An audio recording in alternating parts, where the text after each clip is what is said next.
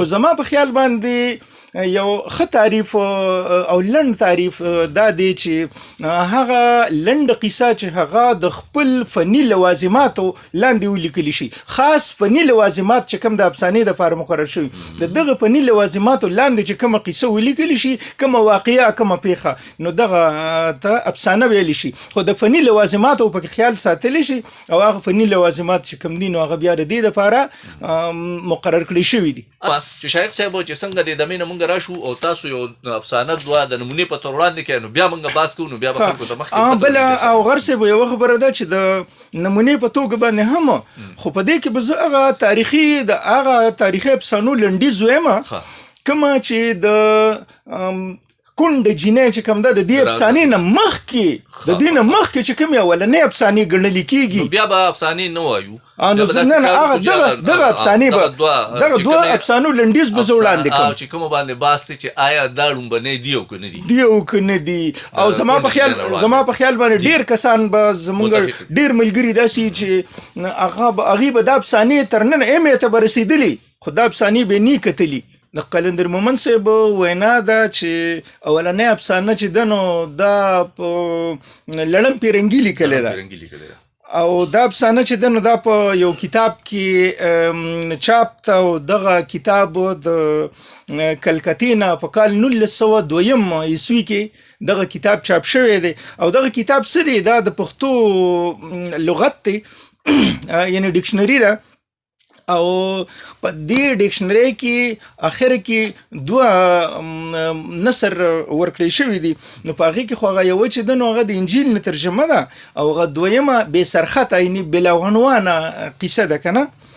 غر صاحب د افسانه چې کومه ده نو کومه چې قلندر مومند د پښتو اولنۍ افسانه ګڼي، نو هغه وایي چې لړم پیرنګي لیکلې ده او دا بلاعنوانه ده. یعنې د دې نو د دې خلاصه دا ده چې زه جانخیل او بکاخیل قبیلو ترمنځ د سلانجې غوڅولو دپاره تللی وم.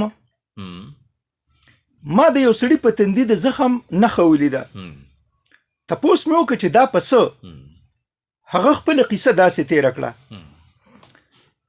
زه په خپله ښځه شکي وم، ما یوه شپه هغه څارله، ځان مې ورته وده کړ چې کله هغې ته زما د خوب یقین ورغې نو له کوره ووته. زه د هغې وروسته پټ پټ روان شوم، باران هم ورېده. د کلي نه بهر هغې په یوه خوشي میره کې د یو سړي سره ولیدل، یعنې ملاقات یې ورسره وکړو او ورته یې ووې ما دله ډوډۍ راوړې ده. سړي جواب ورکړ زه لاړه شه، لاندې خوړ نه ماته اوبه راوړه چې زه لاسونه ووینځم. کله چې هغه خوړ ته کوزه شوه، دا وخت ما هغه سړی مړ که او بیرته کور ته په خاموشۍ رالم. ډېر وخت پس زما کور ودانم راله، طبیعت ډېر خراب و. ما اوس د دې د وجلو منصوبه جوړوله. یوه شپه ما هغې ته وویل چې د کوټې نه نسوار راوړه. ما له کوټې نه نسوار راوړه، خو هغې انکار وکړ. ویې ویل زه هلته په کوټه کې یریږم. ما نه نور صبر ونه شو او ورته مې وویل چې هغه شپه چې ته خپل یار له ورغلی وې هغه خو نه یریدې. دې خبرې اورېدو سره هغه غوسه شوه، توره یې راوچته کړه، یعنې زما توره چې کومه کور کې پرته توره یې راوچته کړه او په ما راغوټه شوه.